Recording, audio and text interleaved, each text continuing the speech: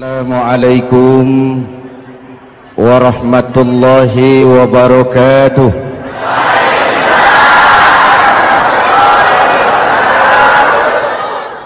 Alhamdulillah wassalatu wassalamu ala Rasulillah Sayyidina Muhammad ibn Abdullah wa ala alihi wa sahbihi wa mawala, amma ba'du.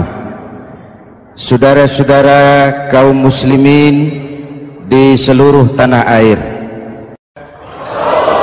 Nabi Nuh diberi umur 950 tahun, berdakwah sepanjang hidup. 800 tahun beliau dakwah, dapat pengikut tidak lebih 80 orang, rata-rata 10 tahun satu. Yang dihadapi ini umat yang kurang ajar, bandel, bajingan, tengik. Kalau diceramahi, telinganya ditutup dengan tangannya. Ini saking kurang ajarnya ini umat. Diberikan dakwah, telinganya ditutup dengan tangan. Nabi Nuh ketika di puncak kesabarannya munajat, ya Rabb, bagaimana Nuh? Siang malam saya berdakwah kepada umat ini, saya sampaikan risalahmu, saya canangkan seruanmu, saya sampaikan ajaranmu. Inni da'autu qaumi lailan wa nahara, siang malam saya berdakwah kepada umat.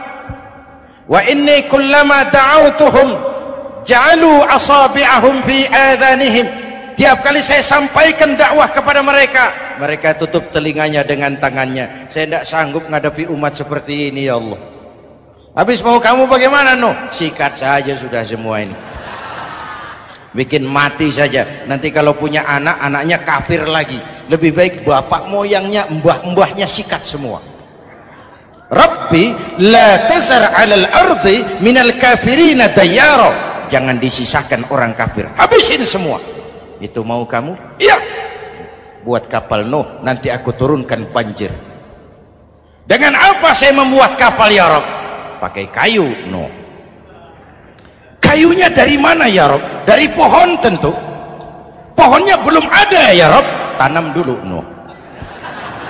Membuat kapal kayunya nanam pohon dulu. Apa artinya? Perjuangan bukan simsalabim abragedabra. Perjuangan bukan makan lombok, ini hari dimakan, ini hari pedas. Perjuangan itu proses, ada keringat, ada air mata, ada darah, tempo-tempo nyawa. Itulah perjuangan. Sudah pohon ditebang, buatkan kapal di tengah kampung. Umat unjuk rasa lagi. Nuh makin gila, bikin kapal di tengah kampung, mau belayar kemana? Selesai Nuh, selesai ya Rabb. Naik orang-orang yang beriman bersamamu, naik. Binatang serba sepasang, naik. Naik Nuh, naik orang beriman, naik. Binatang serba sepasang. Gerimis mulai turun.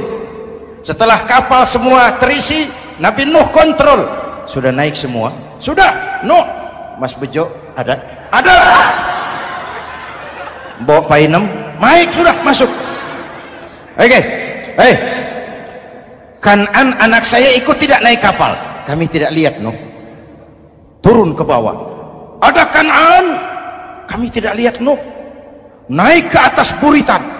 Kelihatan Kan'an tidak ikut naik kapal, kumpul bersama orang kafir di daratan. Inilah potret kehidupan. Kumpul dengan orang-orang kafir.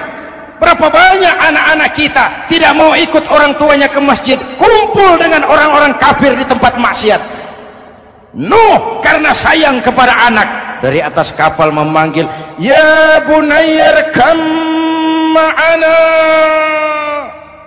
Ya, ini bahasa orang manggil Pak. Kan'an, kesini nak, naik kapal sama papi. Ini terjemahan bebas. Jawab Kan'an di bawah, Tidak mau Pak, saya di sini saja.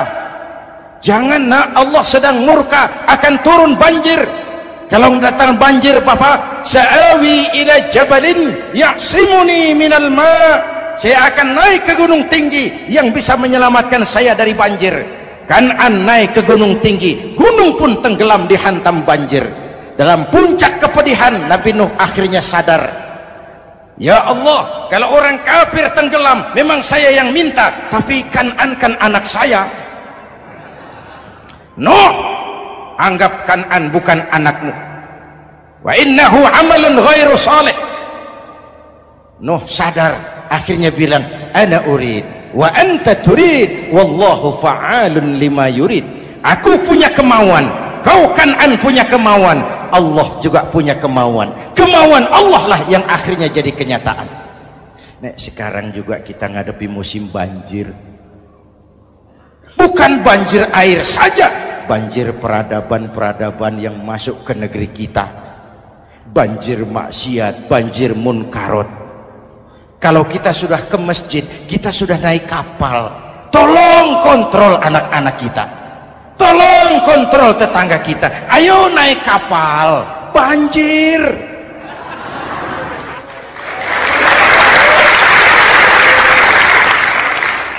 Ditutup ayat ini dengan wala'allakum tashkurun. Atas hidayah yang diberikan kepada kita, kita bisa melaksanakan ibadah Ramadan, bisa takbiran, dan diakhiri dengan ungkapan tasyakkur. Tasyakkur dan tafakkur, mensyukuri nikmat. Saya berulang kali mengingatkan, nikmat bisa berubah menjadi azab kalau kita tidak pandai mensyukurinya. Bayangkan Pak, tahun 87-an kita itu jadi negara yang berswasembada pangan. Beras kita cukup untuk rakyat kita. Sekarang kita jadi pengimpor beras terbesar. Kita beli beras ke Vietnam, kita beli beras ke Thailand, ke negara-negara yang lebih kecil dari kita. Kenapa? Karena sawah kita tanami gedung dan beton. La in syakartum la azidannakum wa la in kafartum inna adzabi lasyadid. Kalau kamu bersyukur, aku tambah nikmat. Kalau kamu ingkar, tidak pandai bersyukur, awas, azabku pedih. Maka ungkapan saya, orang kaya bisa masuk surga karena hartanya, orang kaya bisa masuk neraka juga karena hartanya. Syukur apa tidak syukur?